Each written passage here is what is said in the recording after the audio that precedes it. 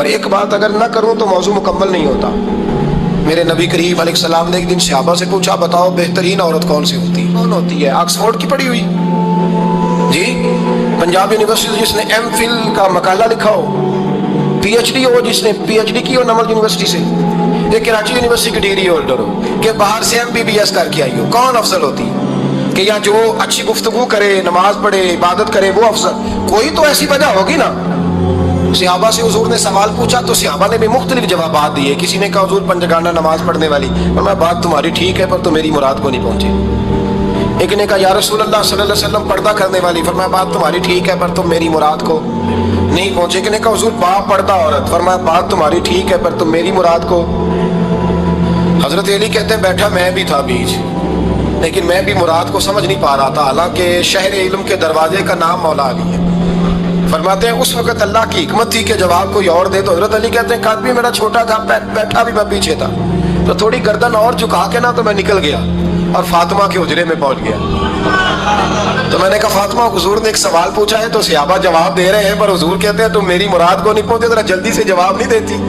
تو خاتون جنت ہنس پڑی، فرمانے لگی میں جواب دوں؟ آپ کو بھی کہا ہاں دے جواب کا کیا؟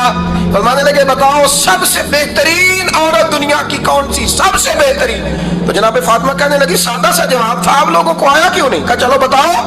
تو جناب فاطمہ فرمانے لگی دنیا کی سب سے بہترین بیوی وہ ہے جس کو نہ کبھی غیر محرم نے دیکھا ہو، اور اگلے لفظوں پہ غور کرنا، نہ کبھی غیر محرم نے اسے دیکھا ہو اور نہ اس بیوی نے کبھی کو غیر محرم دیکھا ہو۔ یہ کوئی پردہ نہیں کہ بی بی کہتی ہے جناب میں تو چہرہ ڈھانپ کے نکلی تھی، باقی میں دکاندار سب سے بات چیت کر آئی، سب کے چہرے دیکھ آئی۔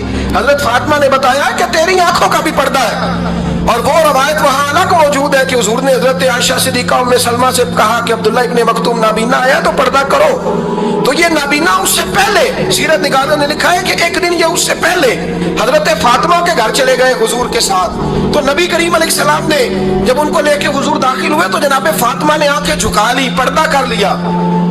تو حضور نے فرمایا بیٹی وہ تو نابینا ہے، تو عرض کرنے لگی حضور مجھے تو نظر آ رہا ہے نا۔ یعنی حضور نے جو ازواج کو کہا وہ بات کی، جناب فاطمہ کا جو انداز ہے وہ نرالا ہے۔ تو حضرت علی کہتے ہیں جناب فاطمہ نے جواب دیا کہ بہترین عورت وہ جسے نہ کبھی غیر محرم دیکھا ہو اور نہ غیر محرم نے کبھی، وہ بی بی نے بھی کبھی غیر محرم بندہ نہ دیکھا ہو، دیکھا ہی نہ ہو اس نے۔ یہ پوائنٹ ذرا مشکل ہے سمجھنے والا ہے۔ تو حضرت علی کہتے ہیں میں وہاں سے گردن جھکائی اور بیچ آ کے بیٹھ گیا، بات ابھی جاری تھی۔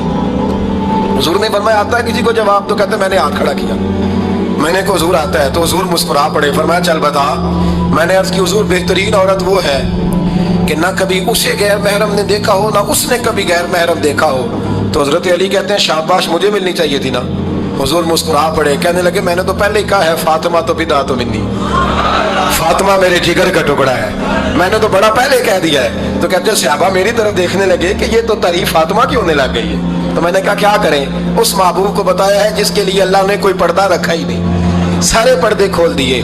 حضرت فاطمہ کے وصال کا وقت آیا، انتقال کا، تو حضرت اسماء بنت امیس کو بلایا اور بلا کے فرمانے لگی تو مجھے غسل دینا اور سوائے میرے شوہر مولا علی کے کسی اور سے مدد بھی نہ لینا۔ اور فرمانے لگی میں نے حبشہ کے بارے میں سنا ہے کہ وہاں جب بیویوں کا جنازہ اٹھتا تھا تو وہ لوگ چارپائی کے اوپر یوں کر کے اس طرح کر کے لکڑیاں لگاتے تھے، نیچے باندھ لیتے تھے اور لکڑی میں لچک ہو تو اوپر جا کے پھر اس کو باندھ دیتے تھے تو پردہ بن جاتا تھا۔ فرمایا میں نے علی کو بتا دیا ہے، تمہیں بھی بتا رہی ہوں، جنازہ میرا رات کو اٹھانا اور لکڑیاں لگا کے نا تو اوپر پردہ کر لینا، میرے وجود پر پڑی ہوئی چادر پر بھی کسی کی نظر نہیں پڑنی چاہیے۔ رات کو جنازہ اٹھانا اور رات کو مجھے دفن کر دینا۔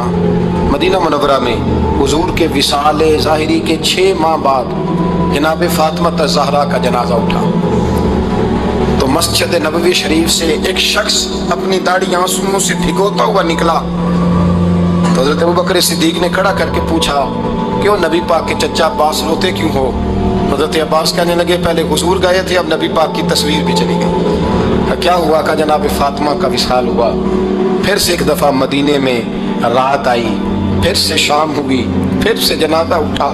شیر خدا علی المرتضیٰ رضی اللہ تعالیٰ عنہ نے، حضرت عباس نے، حضرت قسم الدین عباس نے، حضرت عبداللہ ابن عباس نے تدفین سے فارغ ہوئے एक रवायत है कि हज़रत अब्बास ने जनाजा पढ़ा और एक मुस्तनद रवायत है कि हज़रत अबू बकर सिद्दीक ने जनाजा पढ़ाया।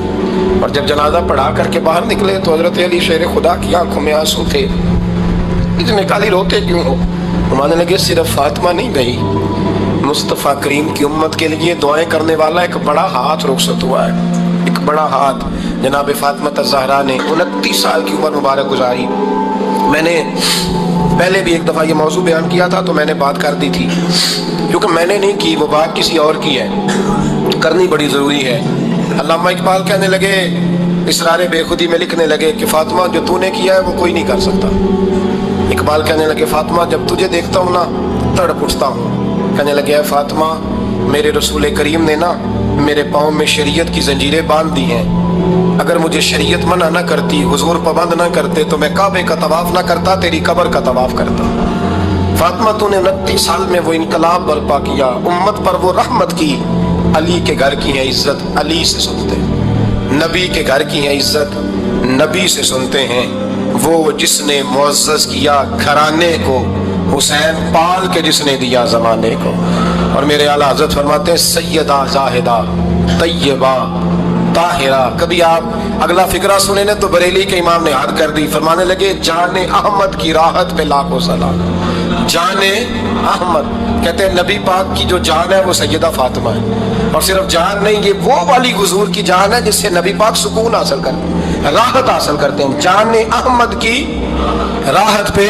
और इसका एक तर्जुमा ये है कि नबी पाक की जान को सुकून हजरत फातिमा की वजह से मिलता है। जाने अहमद की राहत पे लाखों सलाम। और हजरत हसनैन करीमैन का जिक्र करते हुए फरमाते हैं, आप तत्हीर से जिसमें पौधे जमे। हजरत फातिमा के बारे में कुछ रवायतों में ये आता है कि औरतों की तरह उन्हें हैज निफास नहीं आता था, अल्लाह ने पाक पैदा फरमाया। और मौला अली तो पहले ही पाक है, तो फरमाते हैं ये जो बच्चे हुए ना, ये आप तत्हीर से जिसमें पौधे जमे। ये बरेली के इमाम की मोहब्बत है सैयदा फातिमा से और हसनैन करीमैन से। क्या अंदाज है, कहने लगे, आप तत्हीर से जिसमें पौधे जमे, उस रिया से नजाबत पे लाखों सलाम।